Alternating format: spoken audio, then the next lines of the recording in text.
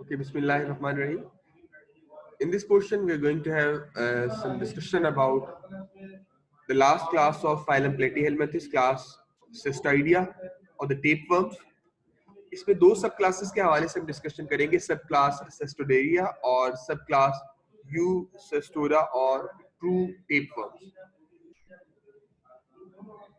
और आप लोग जानते हैं क्लासिफिकेशन हम पहले भी ये बात करते आ रहे हैं कि इसमें फर्दर जो फाइलम प्लेटिहेल्मिंथेस में क्लासेस थी, इसमें 3 क्लासेस हम डिस्कस कर चुके हैं, क्लास टर्बिलेरिया, मोनोजीनिया एंड ट्रेमाटोडा। इससे पहले हमने कुछ इंपॉर्टेंट ट्रेमाटोड पैरासाइट्स की बात की क्लास ट्रेमाटोडा में। अभी हम बात करने जा रहे हैं सिस्टाइडिया और टेपवर्म्स के हवाले से।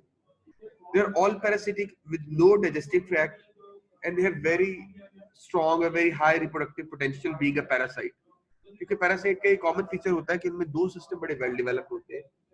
एक तो इंटीग्यूमेंट्री सिस्टम या उनका क्यूटिकल या उनकी skin to protect them from the host enzymes, और सेकंड जो उनके अंदर वेल डेवलप्ड सिस्टम है that is their reproductive system to maintain to continue their life cycle. And in total there are about 3500 species और दो सब classes हैं, सब क्लास Cystidaria और सब क्लास Eustistroda, जिसके हवाले से हम इस लेक्चर में डिटेल से आगे डिस्कशन करने जा रहे हैं। As far as class Cystidia or the tapeworms are concerned, it is considered as most specialized or highly specialized class. और इसमें हमारे पास या तो टेपवर्म्स है इनको कहा जाता है, या फिर जनरली सेस्टोड्स का नाम भी इनको दिया जाता है। जैसे कि पहले भी डिस्कस किया, इसमें टोटल 3500 स्पीशीज है और सारे के सारे एंडोपैरासाइट्स हैं, इंटरनल पैरासाइट्स, और इनमें पैरासिटिक लाइफस्टाइल की वजह से ही इनके बहुत से सिस्टम जो है वो एब्सेंट है या रिड्यूस्ड है। लाइक डाइजेस्टिव सिस्टम इनमें कंप्लीटली एब्सेंट है, बॉडी वॉल से एब्जॉर्प्शन कर रहे होते हैं। और जैसा कि पहले ही बताया, बीइंग अ पैरासाइट में दो वेल डेवलप्ड सिस्टम मौजूद है, इनका इंटीग्यूमेंट्री सिस्टम प्लस इनका reproductive system. The colour is often white and shades of yellow और ग्रे। और अडल्ट टेपवर्म की जो साइज रेंज है वो 1 मिलीमीटर से लेकर 25 मीटर तक हो सकती है लेंथ। दो यूनिक एडेप्टेशंस हैं इनके पैरासिटिक लाइफ साइकिल्स की। Tapeworms lack a mouth and digestive tract in all their life cycle stages. और जैसा कि पहले भी आपको बताया कि न्यूट्रिएंट्स कैसे लेंगे, they absorb nutrients directly from their body wall, अपनी बॉडी वॉल से डायरेक्ट न्यूट्रिएंट एब्जॉर्ब करेंगे। And most adult tapeworms, they consist of a long series of repeating units called proglottids. Or each proglottid, it contains a complete set of reproductive structures. Overall अगर किसी भी tapeworm के हवाले से देखा जाए तो उसकी बॉडी में 3 मेन रीजन होते हैं, जैसे इस टाइटल स्लाइड में आप देख सकते हैं। एक मेन रीजन इसका कहलाता है ये जो हेड रीजन है, स्कूलेक्स का रीजन है। ये देखिए, इसमें सक्कर्स अटैच्ड है, रोस्टुलम है, हुक्स है for attachment to the host tissues. फिर इसके बाद जो है वो नेक का रीजन आ जाता है, और उसके बाद कुछ सेगमेंटेड रीजन आपको नजर आ रहे हैं, they are proglottids. Proglottids immature होते हैं, कुछ मैच्योर और कुछ ग्रेविड प्रोग्लोटिड्स का हम जिक्र करेंगे यहाँ पे। वेल, हम इनके जो है वो प्रोग्लोटिड्स के हवाले से बात करते हैं कि उसमें कंप्लीटली हर प्रोग्लोटिड के अंदर एक रिप्रोडक्टिव सिस्टम जो है वो कंप्लीटली मौजूद है, जिसमें मेल सेक्स ऑर्गन्स और फीमेल सेक्स ऑर्गन्स, टेस्टिस और यूट्राई वो मौजूद होंगे। As in most endoparasite, adult tapeworms live in very stable environment. The vertebrate intestinal tract has very few environmental variation that would require the development of great anatomical or physiological complexity. What does it mean? क्योंकि भाई environment stable है, वहां पे ज्यादा changes ही नहीं आ रही, तो इनको ज्यादा adaptation build नहीं करना पड़ेगी, ज्यादा changes नहीं करना पड़ेगी अपनी body में उस system या उस environment के अंदर adjust होने के लिए। And the physiology of the tapeworm host maintains the tapeworm's homeostasis, that is internal consistency, and in adapting to such a specialized environment जहाँ पे changes ही बहुत कम है, इन्होंने अपने बहुत से structures को lose कर दिया, जो कि टर्बिलेरियंस में हम ऑब्जर्व करते हैं, लेकिन इन पैरासिटिक लाइफस्टाइल की वजह से, स्टेबल एनवायरनमेंट की वजह से इनमें मौजूद नहीं है। ये बड़ा इंपॉर्टेंट पॉइंट है इस हवाले से कि टेपवर्म्स को कंसीडर किया जा सकता है इस हवाले से कि एवोल्यूशन हमेशा कॉम्प्लेक्सिटी की तरफ लीड नहीं करता। इसमें समटाइम ऐसा भी होता है कि कुछ स्ट्रक्चर्स या कॉम्प्लेक्स स्ट्रक्चर लूज हो जाए, तो ये इस चीज की एग्जांपल है कि कॉम्प्लेक्स स्ट्रक्चर जैसे एनवायरनमेंट के अंदर लूज हो गए।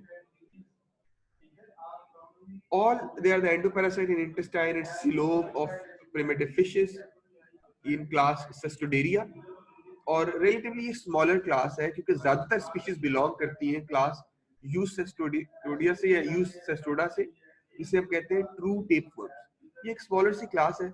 Only one set of both reproductive system is present in each animal. Some bear suckers and their bodies are not divided into proglottids. इनकी बॉडी जो है वो उनकी शेप अगर आप देखें तो ये जो ट्रिमाटोड्स है उससे रिजेंबल करती है। एब्सेंस ऑफ डाइजेस्टिव सिस्टम इनका कैरेक्टरिस्टिक फीचर है। Presence of larval stages similar to those of cestodes, and the presence of parenchymal muscle cells which are not present in any other platyhelminthes. ये इनका characteristic feature है। Parenchymal muscle cells all suggest the strong phylogenetic affinities with other cestodes as well. इसमें दो examples हैं जो कि आपके classification table में मेंशन्ड है। एम्फिलिना जो आप देख रहे हैं यहाँ पे, and second one is gyrocotyle. Second class is Eucestoda. Almost all cestodes they belong to subclass Eucestoda क्योंकि आपने Cestodoria में तो पढ़ा just 15 species है और इनकी बॉडी को 3 रीजन्स में डिवाइड किया जाता है। वन एंड पे जो है वो स्कूलेक्स है, जैसे कि आपको पहले बताया। स्कूलेक्स और रोस्ट्रम यहाँ पे अगर आप देख सके तो वो अटैचमेंट में हेल्प कर रही होती है।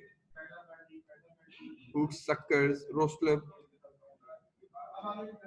और इसके अलावा सेकंड जो पोर्शन है वो उसका कहलाएगा नेक। स्कूलेक्स the टेपम firmly anchors itself to the intestinal wall of the host. ये यहाँ पे फर्स्ट डायग्राम में आपको टेपम अटैच नजर आ रहा है with the help of sculex in the small intestine. फिर उसके बाद इनमें जो है वो माउथ प्रेजेंट नहीं होता, बल्कि हमने बात की कि इसमें सेकंड जो पोर्शन होगा that will be neck region, और नेक रीजन के बाद स्ट्रोबिलाइज या सेगमेंटेड पोर्शन इसमें नजर आ रहे होंगे। दी स्ट्रोबिलाई और segmented parts they are known as proglottids. और उनका प्राइमरी फंक्शन है रिप्रोडक्शन यूनिट्स के तौर पे एक्ट करना। दरअसल प्रोग्लॉटिड्स को भी 3 हिस्सों में डिवाइड किया जाता है, immature, mature and gravid proglottids. जैसे जैसे आप इंटीरियर से पोस्टीरियर साइड की तरफ आते हैं तो इमेच्योर से मैच्योरिटी और फिर ग्रेविड फुली ग्रोन प्रोग्लॉटिड्स की तरफ ही जो है आपको ये नजर आएगी फुली मैच्योर। इंटीरियर वाले जो इमेच्योर है, मिडिल वाले को मैच्योर प्रोग्लॉटिड्स कहना है, और जो लास्ट जिन पे एग्स एक्युमुलेट हो गए, जिनके अंदर एग्स जमा हो गए, they are termed as gravid proglottids. Outer body wall of the tapeworms consists of a tegument similar in that of trematodes। हमने ट्रीमाटोड में भी ये बॉडी वॉल पढ़ी थी कि इस तरह से मौजूद है, और इसके अंदर जो है वो न्यूट्रिएंट एब्जॉर्प्शन में रोल है। हमने पहले ही पढ़ा कि इनमें डाइजेस्टिव सिस्टम एब्सेंट है, इसलिए ज्यादातर न्यूट्रिएंट्स इनकी बॉडी वॉल से ही एब्जॉर्ब होंगे जब ये होस्ट के साथ अटैच होंगे। नर्वस सिस्टम में जस्ट एक जो pair of lateral nerve cords, जैसा कि प्लेनेरिया में भी आपने देखा था, और scolex and extend length of the strobilae nerve cords मौजूद हो सकते हैं इसके अंदर। प्रोटोनेफ्रीडियल सिस्टम जो आपने प्लेनेरिया में भी डिस्कस किया वो मौजूद हो सकता है, लेकिन कुछ में रिड्यूस फॉर्म में है ये, क्योंकि ये पैरासिटिक लाइफस्टाइल में ज्यादातर एक्सचेंज ऑफ सब्सटेंसेस डिफ्यूजन से भी हो जाता है। टेपवर्म्स मोनेशियस है, दैट इज दोनों तरह के सेक्स ऑर्गन्स से एक ही प्रोग्लॉटिड में मिल जाते हैं, लेकिन ऐसा होता है कि मेल जो सेक्स ऑर्गन्स है testis they mature first to prevent self fertilization within the same proglottids.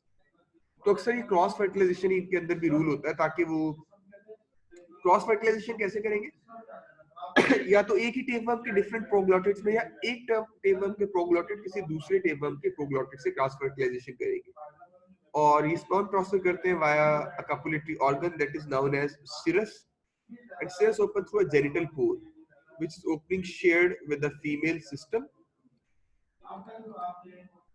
ये आप यहाँ पे जेनिटल पोर को ऑब्जर्व कर सकते हैं इसके अंदर, और इसके अलावा सिरस का स्ट्रक्चर जो कि स्पर्म ट्रांसफर का काम करेगा into another proglottid. So the proglottid matures before the female system. जो हमने पहले बात की, सो कपुलेशन जो इनके अंदर जो फर्टिलाइजेशन है वो क्रॉस फर्टिलाइजेशन है। सेल्फ फर्टिलाइजेशन इसलिए प्रिवेंट की जाती है ताकि हाइब्रिड विगर प्रोड्यूस हो। क्रॉस फर्टिलाइजेशन से वायबिलिटी या वेरिएशन के चांसेस ज्यादा होंगे। A single pair of ovaries in each proglottid produces eggs। यहाँ पे आप देख सकते हैं विट्राई और जेनिटल पोर्स, और इसके अंदर जो है वो एग्स का number. Sperm they are stored in a seminal receptacle and fertilize eggs as the eggs move through the oviduct. यहाँ पे इस पे seminal receptacle, oviduct, इसके structures को diagram में observe कर सकते हैं. Vitelline cells from the vitelline glands, they are then dumped into the eggs in the ootype, and the ootype is expanded region of the oviduct that shapes capsule around the eggs. The ootype is also surrounded by a specialized glands known as Mahalis gland, which aids in the formation of eggs capsule. यहाँ पे आप इसको observe कर सकते हैं. Mahalis glands ये egg capsule secrete करने में इनको assist करेगा. So that was about the reproductive system. जैसे जैसे जब egg accumulate होंगे इनके, most of them they have blind ending uterus where eggs accumulate. Eggs जब accumulate होंगे तो organs degenerate कर जाएंगे बाकी. लेकिन यूजुअली जो ग्रेविड प्रोग्लॉटिड्स है वो भी इतनी तेजी से उतर नहीं रहे होते. दैट्स व्हाई टेबम की लेंथ अक्सर जो है वो अप टू 2 मीटर तक एक्सटेंड कर जाती है. टेबम की लेंथ जो है वो ज्यादा ऑब्जर्व की जाती है. So that was about the reproduction as well as other system. इसकी दो क्लासेस हमने डिस्कस की, क्लास एस्टोडोरिया और क्लास यूसेस्टोडिया. यहाँ तक अगर कोई क्वेश्चंस है तो आप लोग प्लीज पूछिए.